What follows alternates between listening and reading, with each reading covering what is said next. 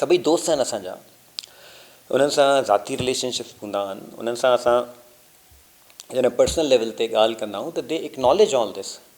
ऐं मतिलबु उन्हनि खे ख़बर बि हूंदी आहे शयुनि जी, उहे चवंदा आहिनि त साईं इहे वाक़ई ज़्यादती थी आहे, पर एज़ अ ग्रुप अनफॉर्चुनेटली उहे they probably don't find that moral courage to call a spade a spade.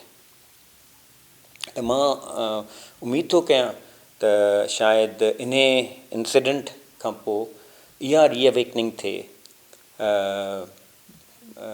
Within the legal fraternity, that तव्हां मां जेको माण्हू ग़लति कमु करे थो त उन खे ग़लति चवण सां तव्हां पंहिंजी इज़त वधायो था, घटायो कोन था। तव्हां कंहिं ग़लति एक्ट खे सपोर्ट कंदव, तव्हां कंहिं गंदे माण्हू खे सपोर्ट कंदव त तव्हां पंहिंजी वैल्यू घटि कंदव।